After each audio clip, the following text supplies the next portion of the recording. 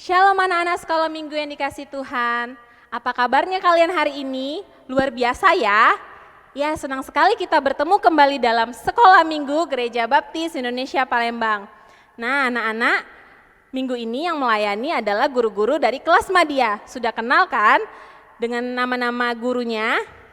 Ada Ibu Novia, ada Ibu Bekti, dan ada Kakak Madeline. Anak-anak, walaupun kita belum bisa bertatap muka secara langsung, kita tetap bisa bersekolah minggu secara online ya. Jadi anak-anak jangan sedih. Nah, anak-anak tahu nggak?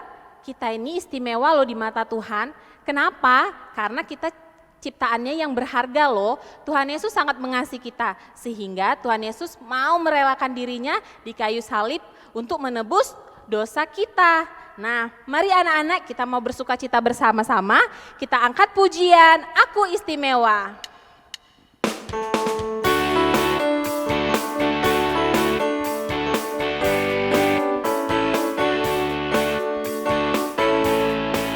Aku istimewa bukan karena katamu, aku istimewa bukan karena kau puji, bukan karena kuat dan hebatku. Aku istimewa.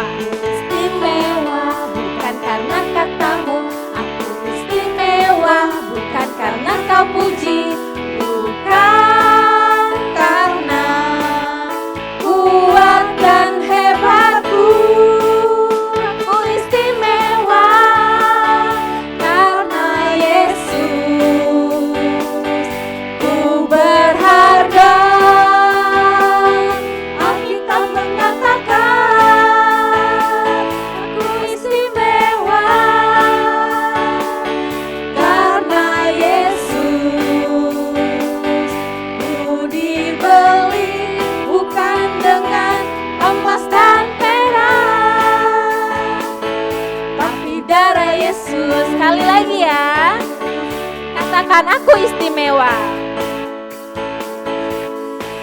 Aku istimewa bukan karena katamu, aku istimewa bukan karena kau puji, bukan karena kuat dan hebatku. Aku istimewa bukan karena katamu, aku istimewa bukan karena kau puji, bukan karena kuat dan hebatku. Aku istimewa karena Yesus. Ku berharga. Alkitab mengatakan aku istimewa karena Yesus.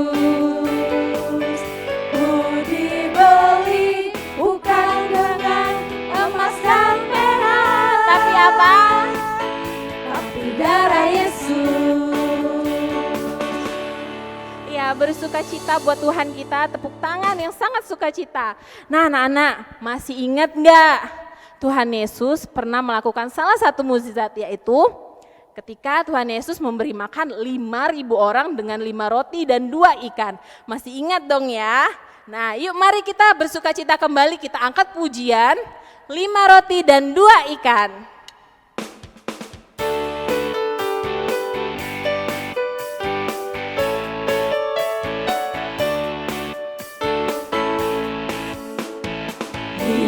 Roti dan 2 ikan, Tuhan Yesus yang memberkati. Dimakan 5.000 orang, sisa 12 ranjang. Hai saudara, apa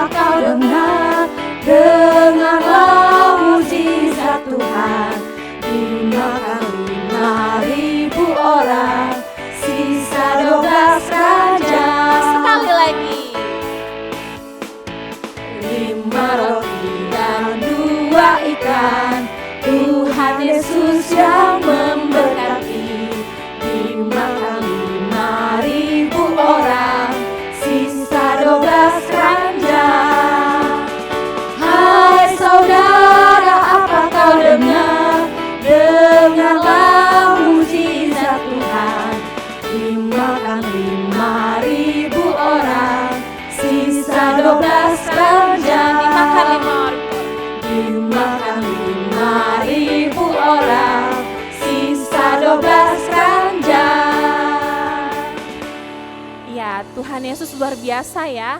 Kita bersyukur punya Tuhan yang seperti Tuhan Yesus yang sangat mengasihi kita.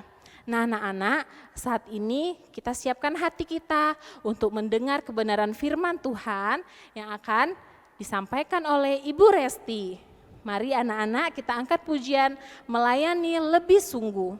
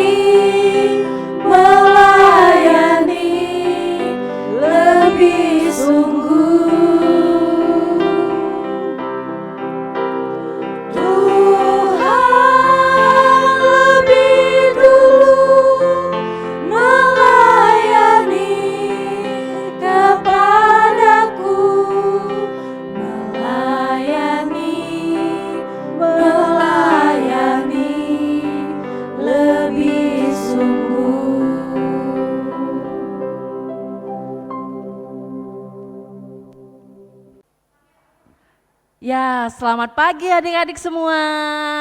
Apa kabarnya?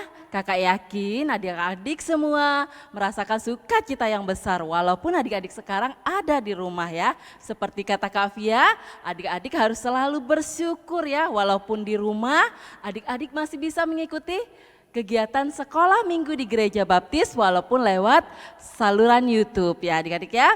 Nah kita bisa mendengarkan firman Tuhan setiap minggu ya. Seperti hari ini Kak Resti juga akan memimpin adik-adik semua untuk bersama-sama belajar firman Tuhan. Nah sebelumnya Kak Resti mau kasih lihat gambar nih ya. Nih adik-adik ya, kira-kira ini cerita tentang apa ya? Adik-adik tahu nggak? Nah kalau adik-adik lupa, adik-adik bisa baca-baca di rumah ya. Dalam 1 Samuel pasal 1 ayat 22 sampai 28 ya. Nah ini anak kecil ini adalah siapa namanya? Samuel ya. Nah ngapain sih Samuel sama ibunya ini? Iya, ibunya ini mengantarkan Samuel ke bait Allah. Jadi Samuel ini mau tinggal di bait Allah untuk melayani Tuhan adik-adik. Wah luar biasa sekali ya adik-adik ya. Ternyata Samuel seorang anak yang kecil, dia mau tinggal di bait Allah untuk melayani Tuhan. Nah itu ada satu lagi orang. Itu siapa namanya? Itu adalah Bapak Imam Eli adik-adik ya. Jadi Bapak Imam Eli ini juga pasti sangat senang sekali ya. Karena Samuel ini seorang anak yang kecil, dia mau tinggal di bait Allah untuk melayani Tuhan ya. Nah adik-adik, begitu juga dengan Tuhan adik-adik ya.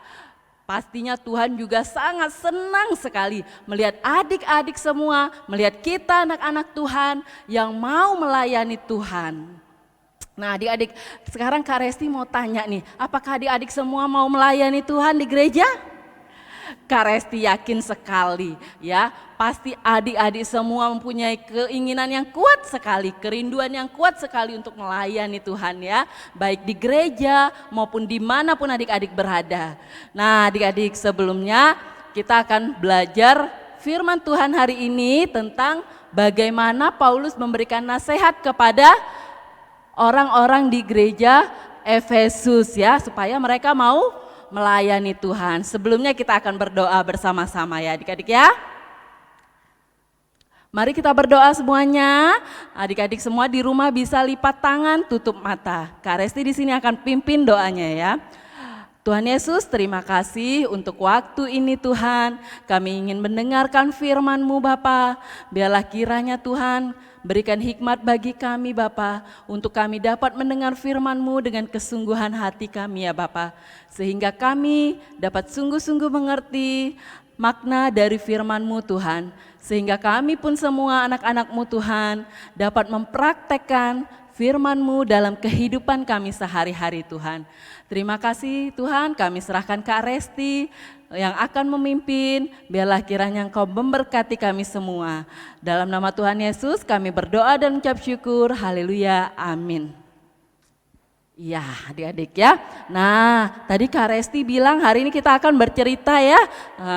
Kita akan mendengarkan cerita tentang Paulus yang memberikan pesan atau nasihat kepada gereja di Efesus ya. Sebelumnya kita akan baca firman Tuhan. Adik-adik semua sudah siapkan Alkitabnya? Iya, pasti sudah siap ya. Sekarang kita akan buka sama-sama Alkitabnya. Ya, kita akan buka Alkitab kita dalam Efesus pasal 4 ayat 1 sampai 16. Kita akan baca sama-sama firman Tuhannya ya. Kak Resti di sini akan memimpin. Kita akan buka sama-sama Efesus pasal 4 ayat 1 sampai 16.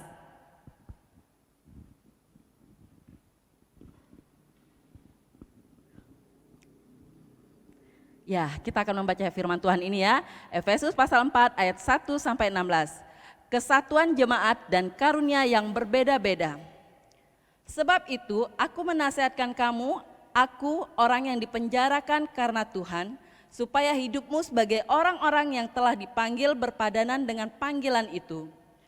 Hendaklah kamu selalu rendah hati, lemah lembut dan sabar.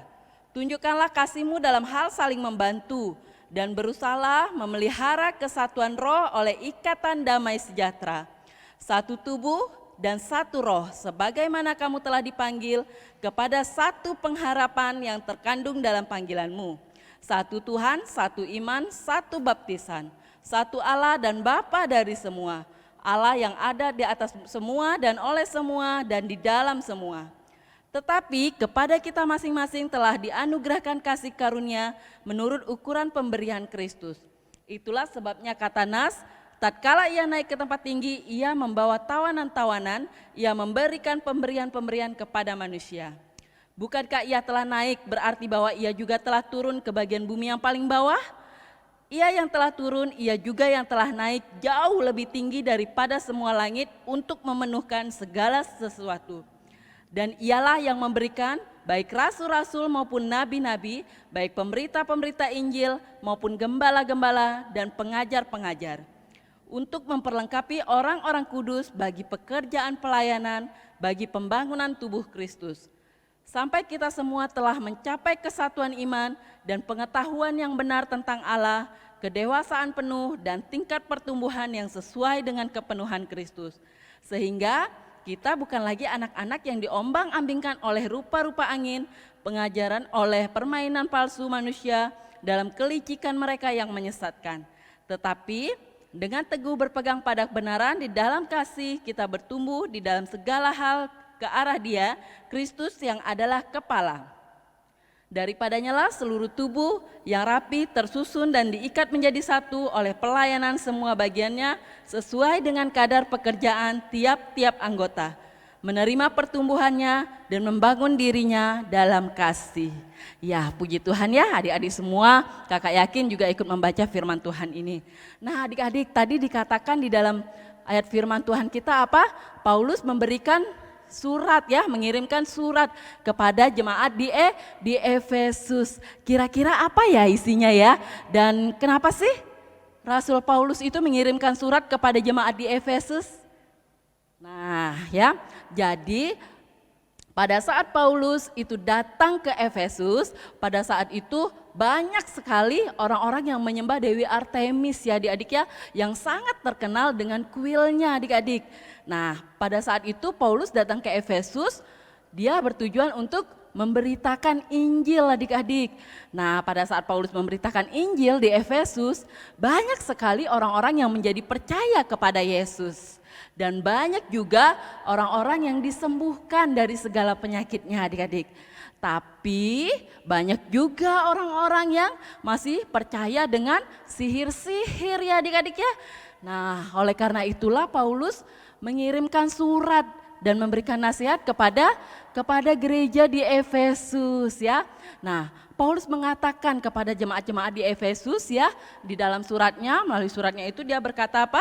Pada ayat 2 di situ dikatakan, "Hendaklah kamu hidup sepadan dengan panggilanmu," kata Paulus ya, sebagai orang yang percaya kepada Yesus. Kamu harus selalu lemah lembut, rendah hati dan sabar, Paulus bilang ya.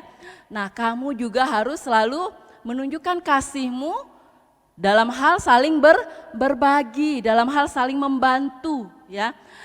Jemaat Paulus juga jemaat di Efesus juga diingatkan oleh Paulus untuk menjaga kesatuan iman ya di dalam ikatan damai sejahtera.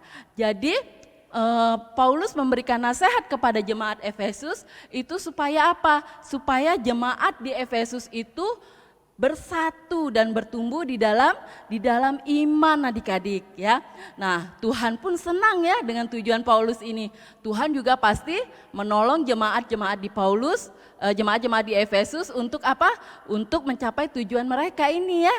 Nah, sehingga Paulus pun memberikan nasihat kepada jemaat-jemaat itu, mengingatkan kepada mereka bahwa Tuhan akan memberikan karunia dan kekuatan kepada beberapa orang ya yang akan diberikan tugas-tugas tertentu. Beberapa orang yang dipanggil oleh Tuhan ya untuk melakukan tugasnya sebagai apa?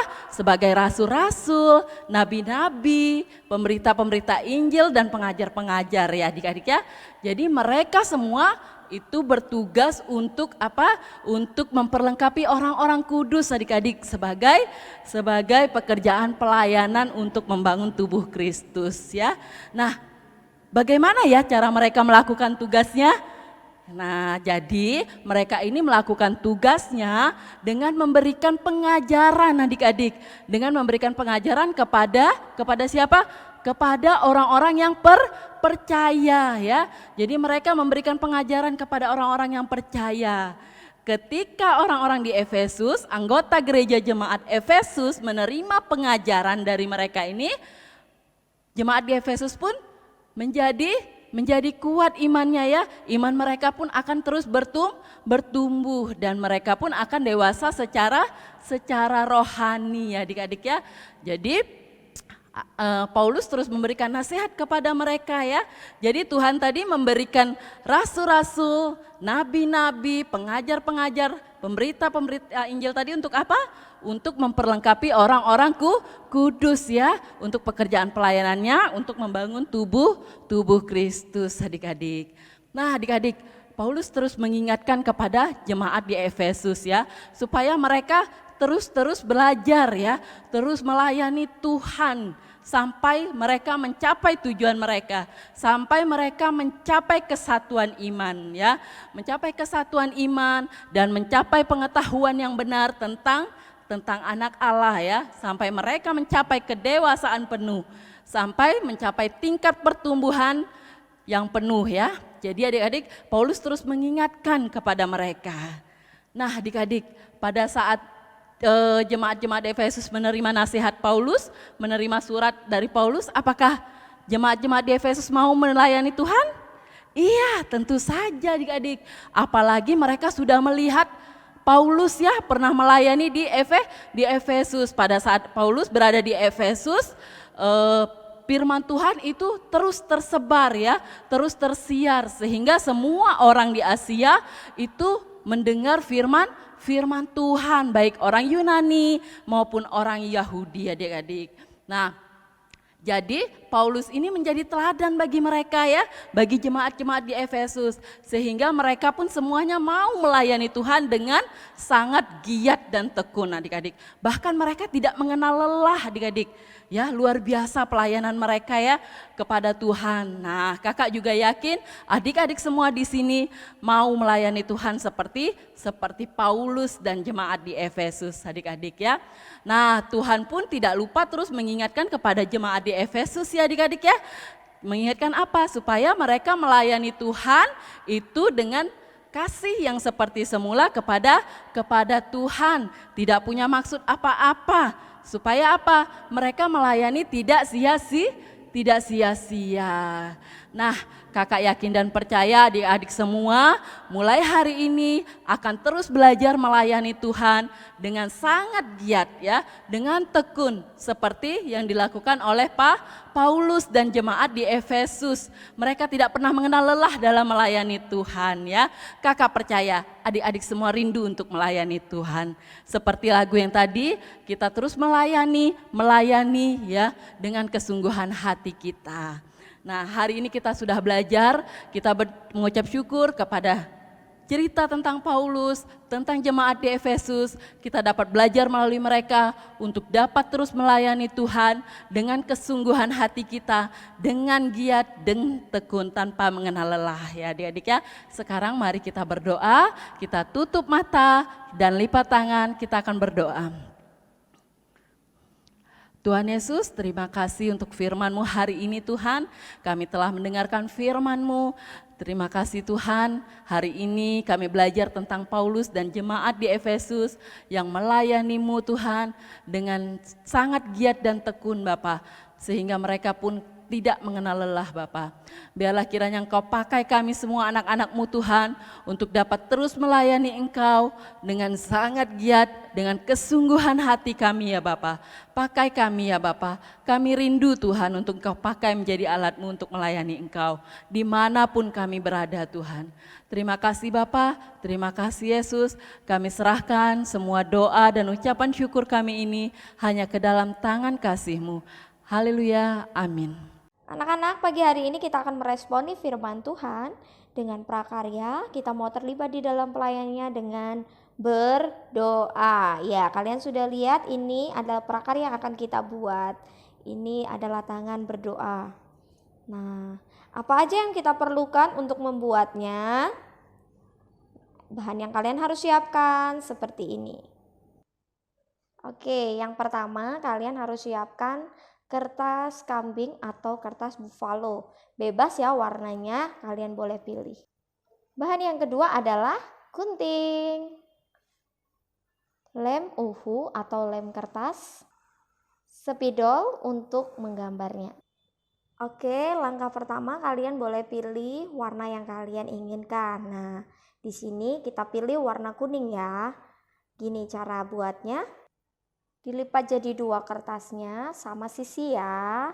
Lalu selanjutnya kita buat pola tangannya menggunakan tangan kita sendiri ya. Letakkan di kertas yang sudah kita lipat menjadi 2. Tangan jempol ya, jadi jempol itu harus lebih terbuka. Kemudian kita akan membuat dengan polanya.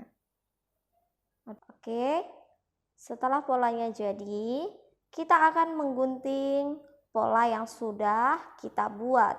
Hati-hati ya gunakan guntingnya. Gunting sesuai pola, agak sedikit dari luar garis ya. Nah, ini hasil guntingan kita ya, ada 2 sisi tangan kita. Nah, setelah itu apa yang harus kita lakukan? Kita akan menggambar sebuah jendela. Jendelanya bebas ya, mau 1 atau 2. Setelah digaris atau dibuat jendela sesuka kalian, 1 atau 2, kita akan gunting di luar bagian garisnya. Jangan sampai penuh ya, sisakan 1 sisi untuk membukanya. Nah, ini sudah kita potong. Setelah kita potong, kita akan menempelkan dari kedua tangan sisi ini menjadi 1. Nah, yang kita perlu tempelkan yang sudah kita potong ada jendelanya. Di bagian pinggirnya saja ya anak-anak. Ya, sudah jadi ya untuk bolanya. Nah, tinggal kalian mau buat hias jendelanya dan tangannya boleh, dan tuliskan doa yang ingin kalian doakan kepada gambar yang sudah kalian buat. Oke, kita sudah selesai. Kalian boleh tuliskan doa kalian sesuai yang ingin kalian doakan. Seperti ini, kalian bisa berdoa untuk bangsa, buat gereja, untuk orang tua, atau orang-orang yang kesulitan. Selamat berkreasi, Tuhan Yesus memberkati. Ya anak-anak, kita sudah selesai ya mendengarkan cerita Alkitab. Anak-anak, kita mau ya meneladani jemaat di Efesus yang dengan giat, tekun, dan selalu setia dan penuh sukacita untuk melayani Tuhan. Dan mereka tidak pernah lelah loh melayani Tuhan, jadi kita semua juga harus seperti mereka ya. Yuk mari anak-anak, kita nyanyikan pujian, jangan lelah bekerja di ladangnya Tuhan.